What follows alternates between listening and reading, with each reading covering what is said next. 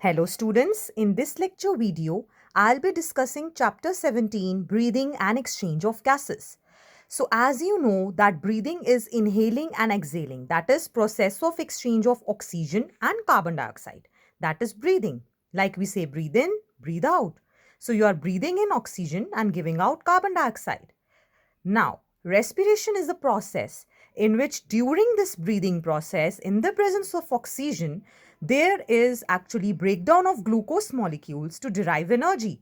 That is respiration. So you can say respiration is inclusive of breathing plus breakdown of glucose to release energy in the body. Let us look at the respiratory organs. According to the habitats and levels of organization, variety of respiratory systems are there. If it is cellular level, there is a simple diffusion. If it is tissue level, then certain tissues are involved. And if it is organ level and organ system level, then specific organs like lungs are involved. Like in aquatic animals, it is gills. For the terrestrial animals, these are lungs. Amphibians can respire even through their moist skin. And when we talk about mammals, it is actually a fully developed respiratory system, as they fall under the category of organ system level of organization. So let us look at the human respiratory system. I'm just zooming in for the diagrammatic view of the respiratory system. So see, from here it starts with the nose. There is a nasal passage which is going to lead to epiglottis. What is epiglottis?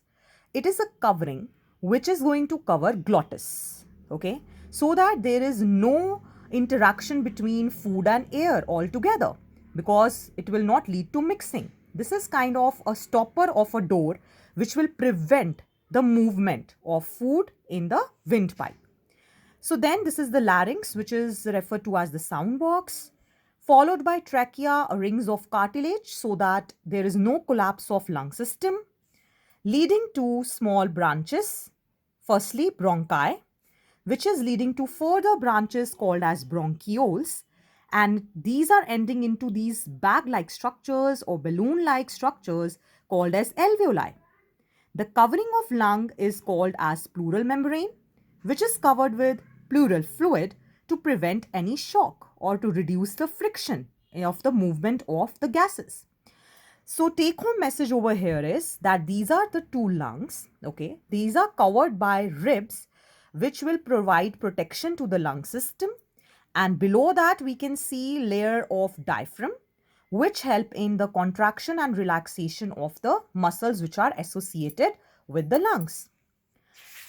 Now, let us look at the passages, the conducting and the respiratory part.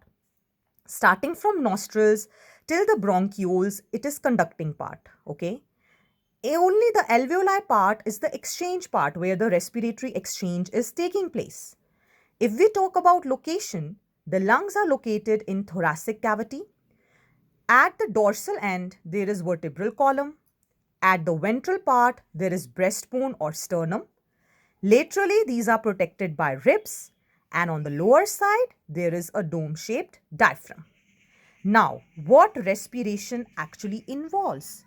Respiration involves breathing or pulmonary ventilation, diffusion of gases, transport of these gases by the blood, diffusion of oxygen and carbon dioxide between blood and tissues, and utilization of oxygen, that is cellular respiration, which we have already covered. Now, what is the mechanism of breathing? Till now, I have told you that there is inspiration in which air is drawn inside, inhalation, expiration in which the air is released out, or exhalation. So, there is a pressure gradient which is created between the atmosphere and the lungs. In the next lecture video, I'll be telling you about the same, that how this mechanism works.